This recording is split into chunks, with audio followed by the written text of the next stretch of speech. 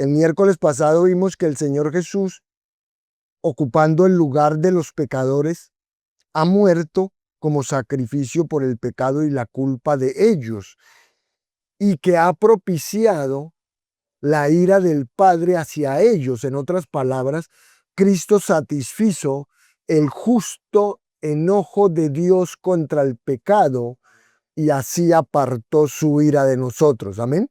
Eso es lo que hemos visto, eso vimos hace 8 días. Entonces hoy vamos a explicar los otros 3 temas que describen la obra de expiación de Cristo y que son en su orden la reconciliación, la redención y la conquista. Entonces miremos la reconciliación. Amados, el pecado del hombre no solo ha traído sobre el Señor Jesús la culpa y ha encendido la ira de Dios, sino que también el pecado del hombre ha propiciado una enemistad y una separación entre Dios y el hombre.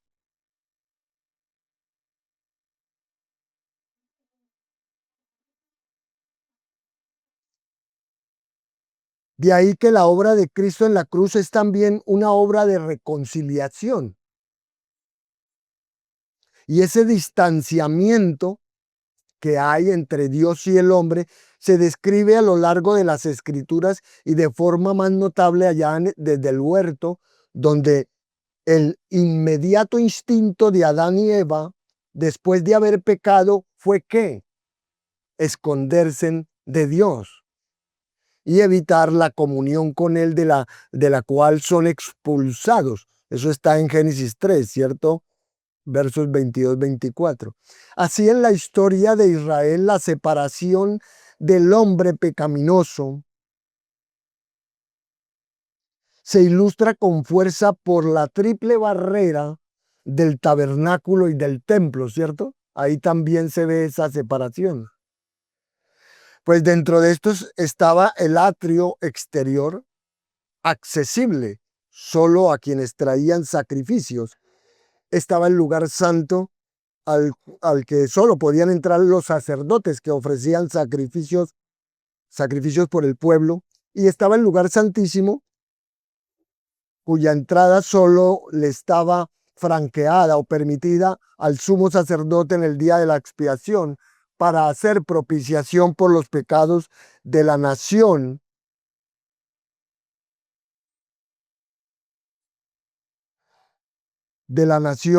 Por los pecados de la nación. Entonces, como ve usted, hermano, esto tiene muy poco que ver, todo esto que estamos diciendo tiene muy poco que ver con hablar con Dios cara a cara, ¿cierto?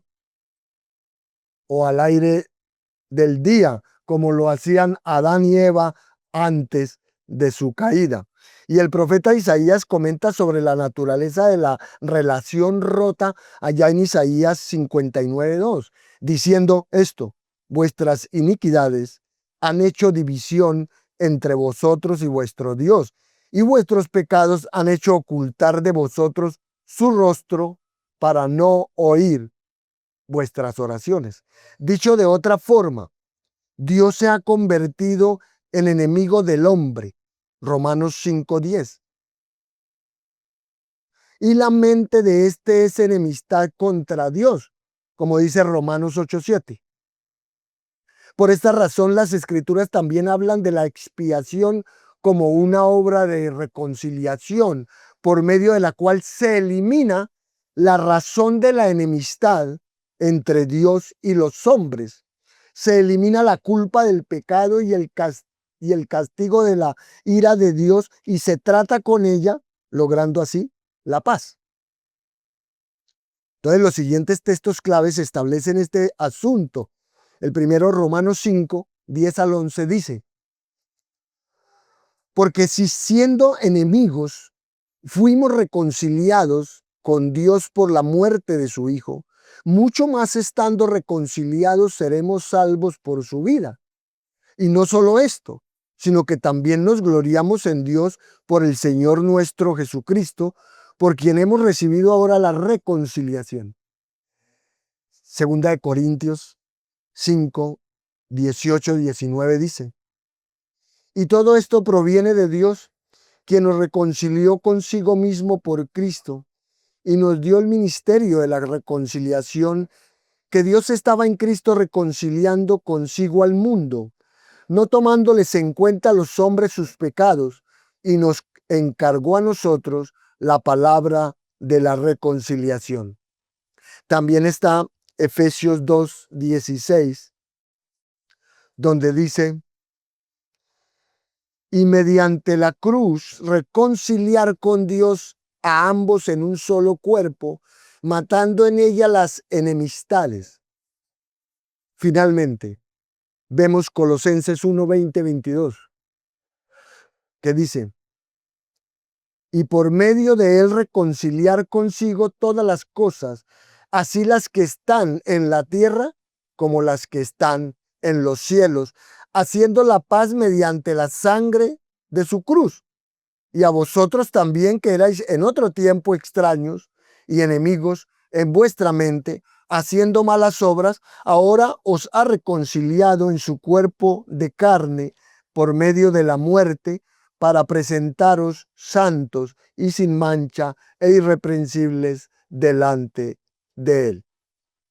Así que son varias, hermanos, las características de la doctrina de la reconciliación que surgen de estos pasajes que acabo de leerles.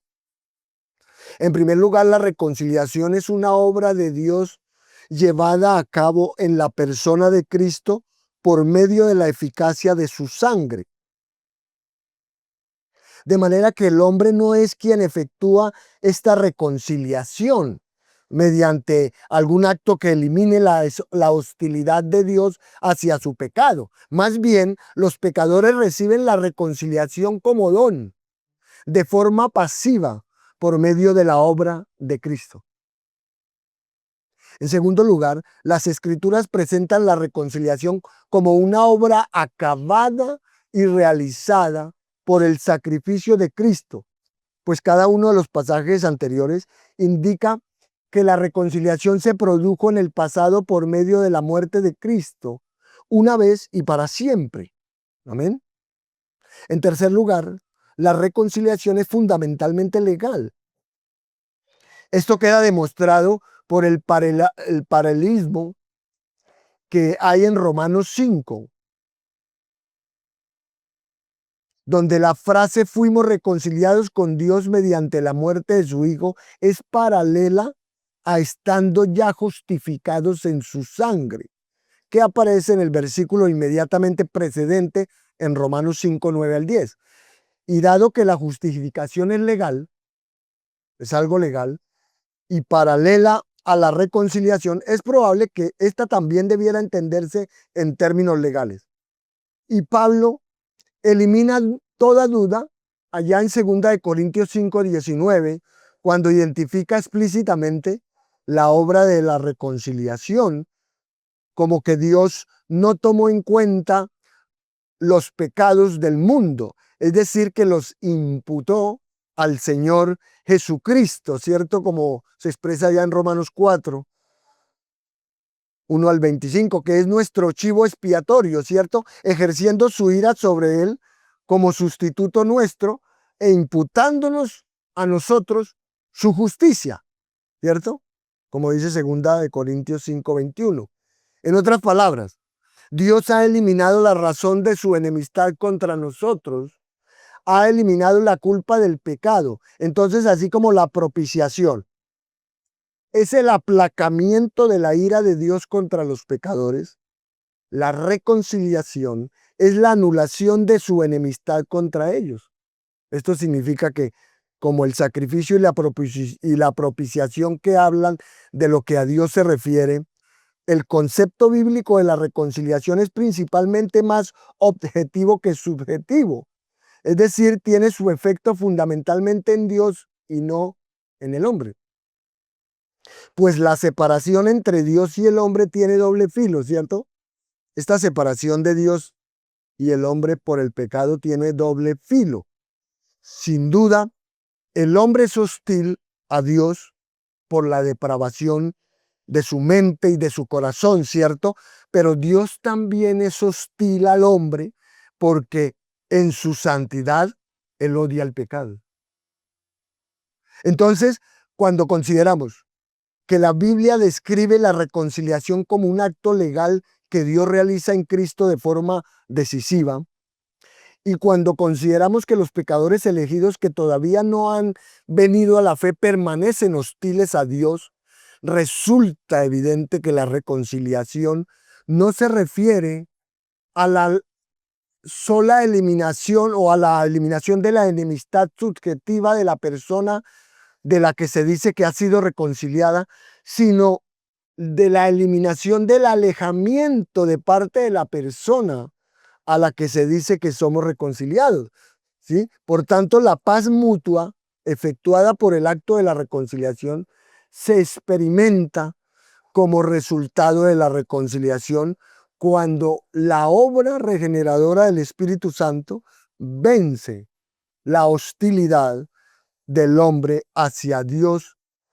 al aplacar el Espíritu la obra objetiva de Cristo, al aplicar, perdón, la obra del Espíritu de Cristo, al aplicar el Espíritu Santo la obra de Cristo a los pecadores y concederles así la fe justificadora por medio de la cual tiene paz con Dios.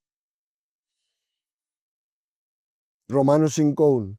En conclusión, miren, a causa de la expiación de Cristo, a causa del sacrificio de Cristo en la cruz, los pecadores que una vez estuvimos separados de Dios pueden ser, hemos sido y pueden ser ahora restaurados a una amorosa comunión con Él para conocerlo y adorarlo, propósito para el cual fueron creados. Eso es lo que hemos dicho. Eso es lo que ha sucedido con la reconciliación. Como dice Primera de Pedro 3:18 en la Nueva Traducción Viviente, Cristo sufrió por nuestros pecados una sola vez y para siempre. Él nunca pecó, en cambio murió por los pecadores para llevarlos a salvo con Dios. Sufrió la muerte física, pero volvió a la vida en el Espíritu. Amén. Ahora veamos otro de los temas que describen lo que Jesucristo logró en su obra de expiación en la cruz, y es la redención. Hermanos, como sacrificio, la expiación de Cristo es adecuada como sacrificio. La expiación de Cristo es adecuada para eliminar la culpa y la pena del pecado, ¿cierto? Como la propiciación, la expiación de Cristo como la propiciación, eh, es apropiada para aplacar la ira provocada por el pecado, ¿cierto? Ahí vamos. Como la reconciliación, la expiación de Cristo está hecha para quitar la separación y la enemistad generada por el pecado. ¿Listo? Hasta ahí vamos.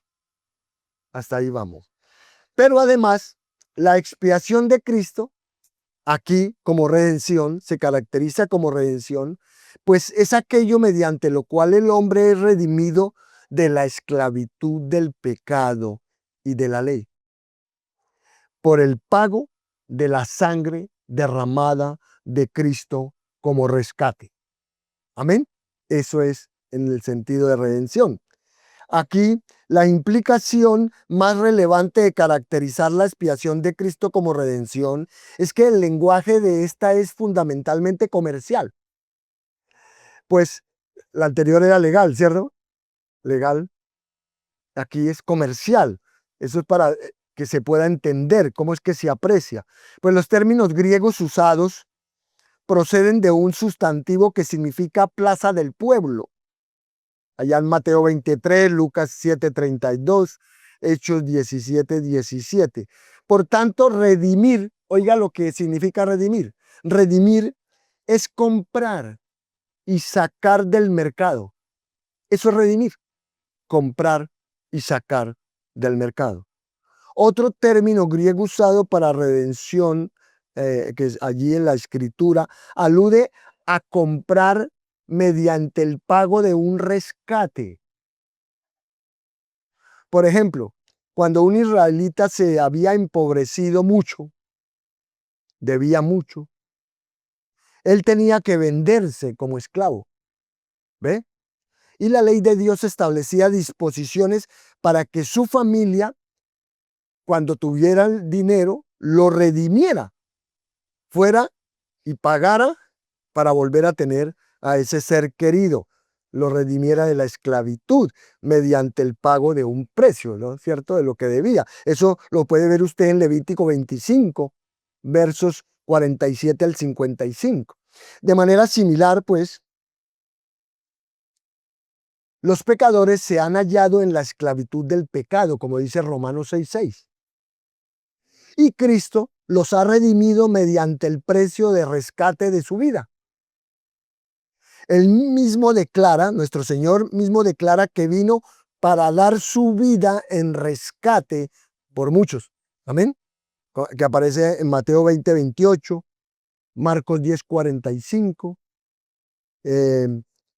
Primera de Timoteo 2:6. Así, el Señor Jesús caracteriza la misión de su encarnación como una obra de rescate de la que su vida fue el precio del rescate que se pagaría en lugar de los muchos pecadores cuya libertad Él compró. Amén. Por esta razón, Pablo puede exhortar a los creyentes a glorificar a Dios en su cuerpo porque habéis sido comprados, ¿por qué? Por precio.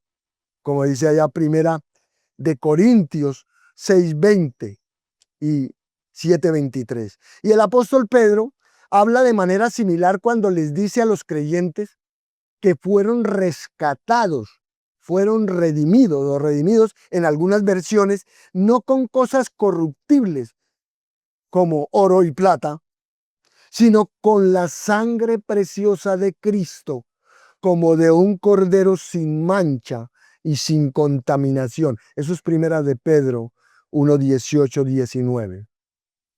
Entonces, contrastada aquí con la plata y con el oro, ¿cierto? La sangre de Cristo se identifica de manera explícita como el precio por el cual se compra la redención de nosotros y de todos los pecadores que creen en Él.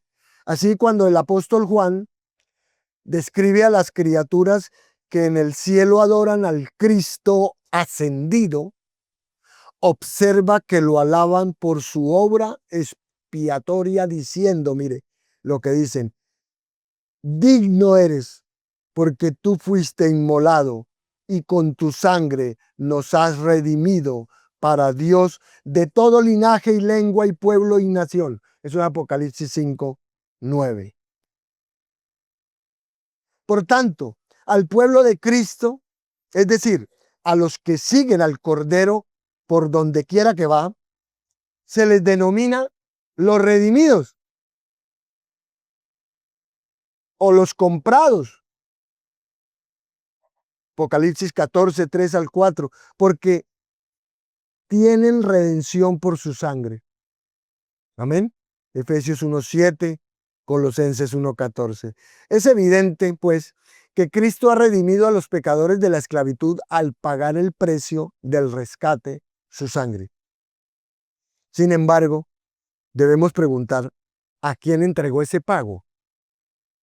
¿Para quién fue ese pago del Señor Jesucristo? A ver. ¿Y, señora? ¿Para qué?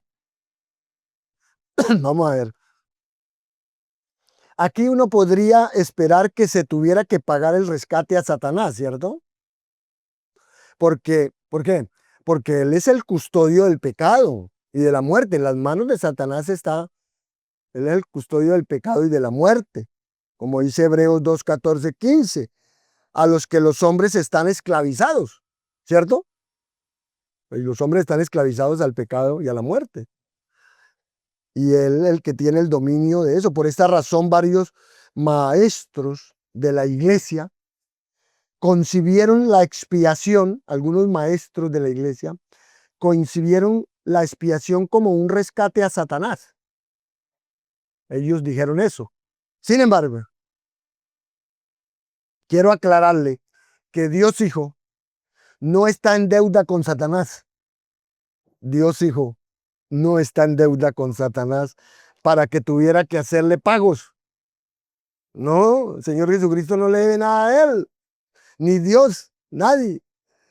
Pues Satanás mismo es el principal cautivo de Dios y por tanto no está en posición de hacerle ninguna exigencia a él, ¿verdad?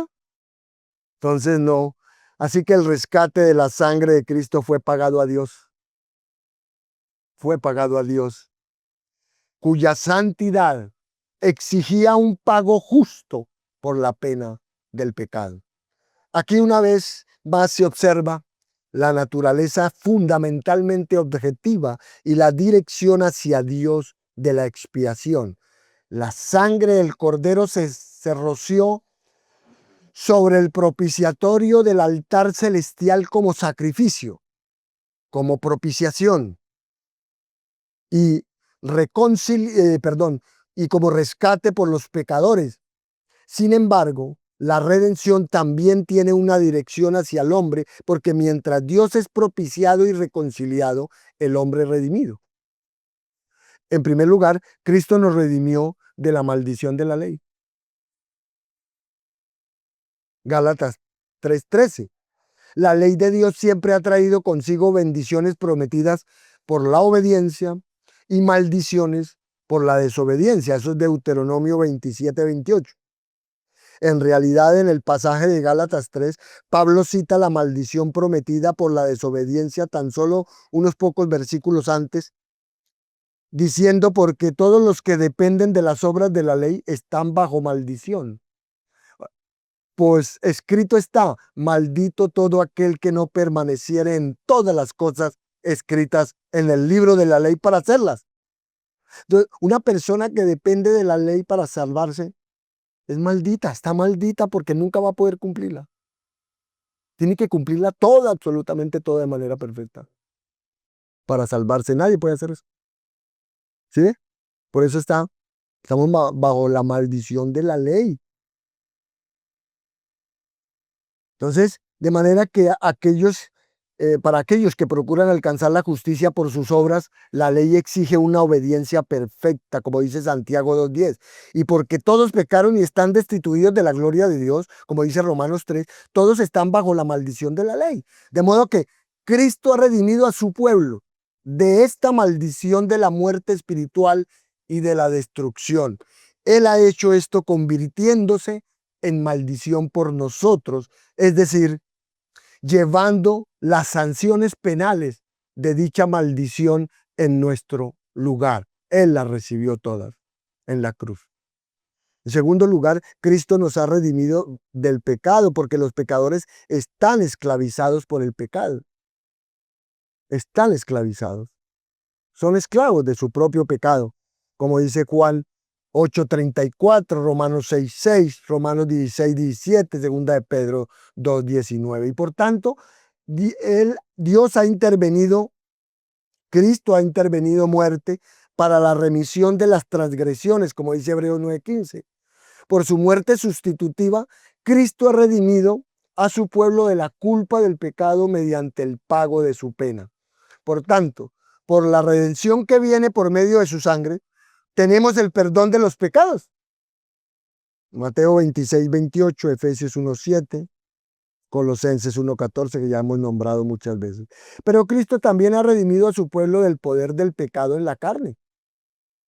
Habiendo sido redimidos del poder esclavizador del pecado, se han convertido en siervos de justicia. Cuando somos redimidos del poder esclavizador del pecado, entonces nos hemos convertido en ¿qué? En siervos ahora de ¿qué? De la justicia. Siervos de justicia, como dice Romanos 6:18. Y así Pablo concluye, mas ahora que habéis sido libertados del pecado y hechos siervos de Dios, tenéis por vuestro fruto la santificación y como fin la vida eterna. Romanos 6:22.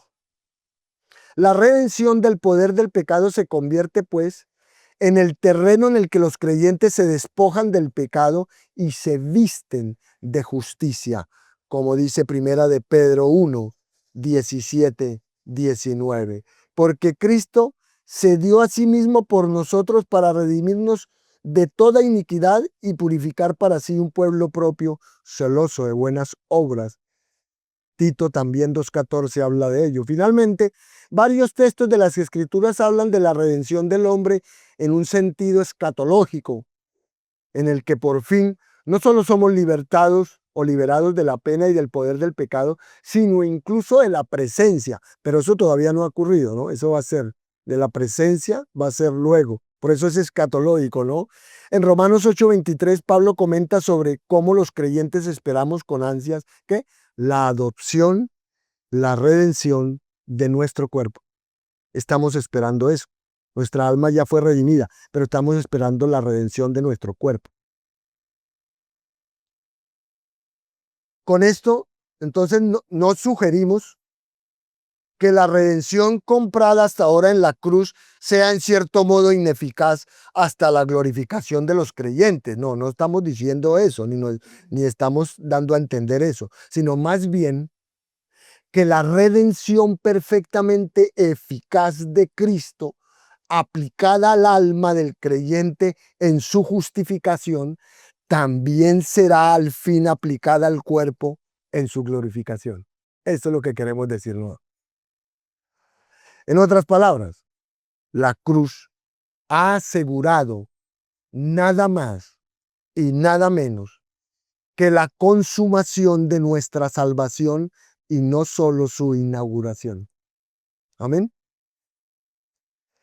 Por esta razón, ese día final se denomina vuestra redención, de que Lucas 21:28 habla, y el día de la redención, Efesios 4:30. Y el último tema para completar este cuadro de lo que logró nuestro Señor Jesucristo en la cruz con su expiación es la conquista.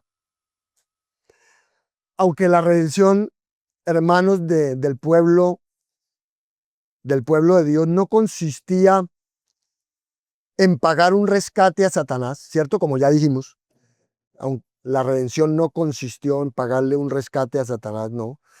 La redención que Cristo logró sí afecta a Satanás, aunque no se le paga nada, sí lo afecta. Amén.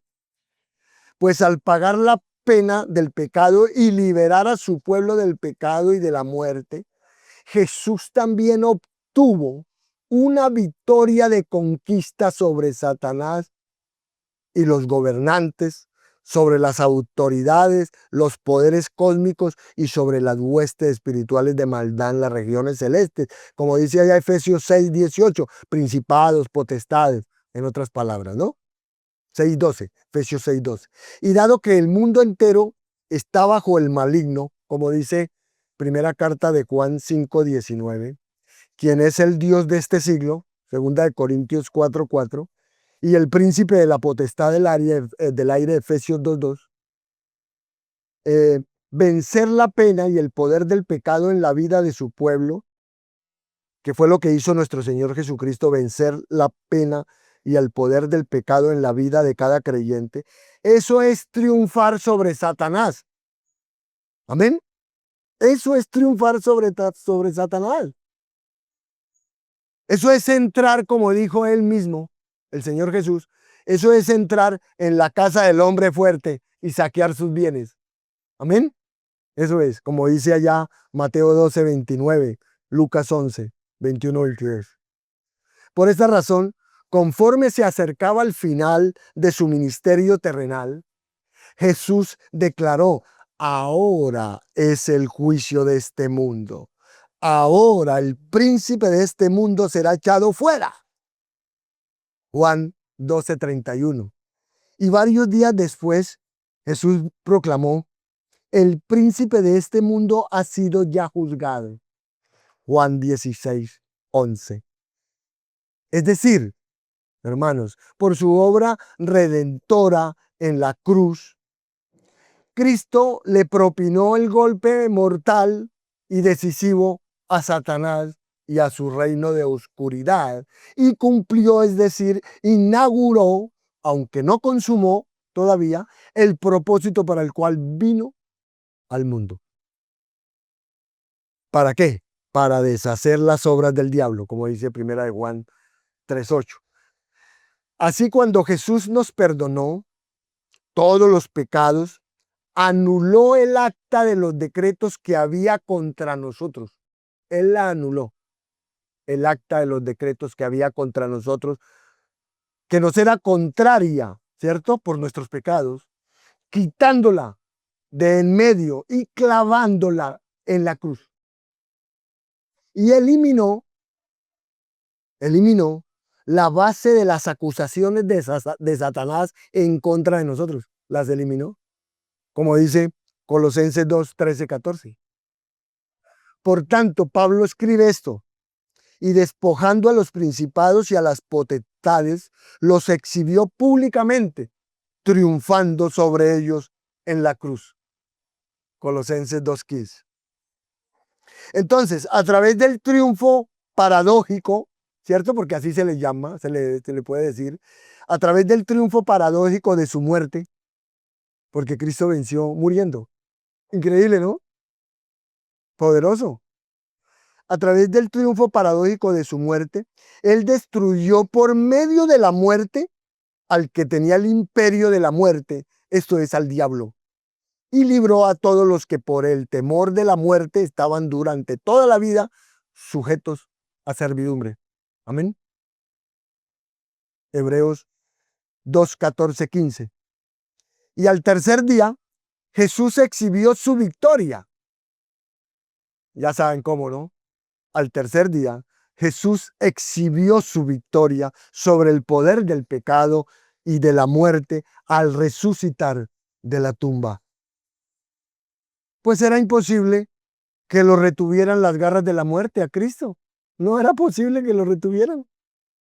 Como dice Hechos 2:24, porque al haberla derrotado, hermanos, al haber Cristo derrotado la muerte, las llaves de la muerte y del Hades le pertenecen a Él ahora. Apocalipsis 1, 17, 18. Así que, resumiendo todo lo que ha sido expuesto, este es pues el carácter de la expiación penal sustitutiva de Cristo.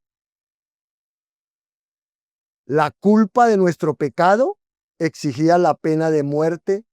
Por tanto, el Cordero de Dios fue sacrificado como ofrenda expiatoria por nosotros. La ira de Dios se encendió contra nuestro pecado y por ello Cristo fue presentado como propiciación para cargar con esa ira en lugar de nosotros. La contaminación de nuestro pecado nos separó de Dios, provocó su santa enemistad contra nosotros y así, mediante la expiación por el pecado, Cristo ha reconciliado a Dios con el hombre. Pero el hombre obediente al pecado, el hombre esclavo del pecado a través de la ley, que manifestó el pecado en nuestras vidas y por ello Cristo ha pagado el precio de rescate de su preciosa sangre a Dios Padre con el fin de redimirnos en dicha esclavitud. Al hacerlo, ha saqueado la casa de Satanás, ha vencido a la muerte y a su capitán mediante el ejercicio de su propio poder. Amén. Entonces, mis hermanos, eso es lo que Cristo logró en la cruz del Calvario.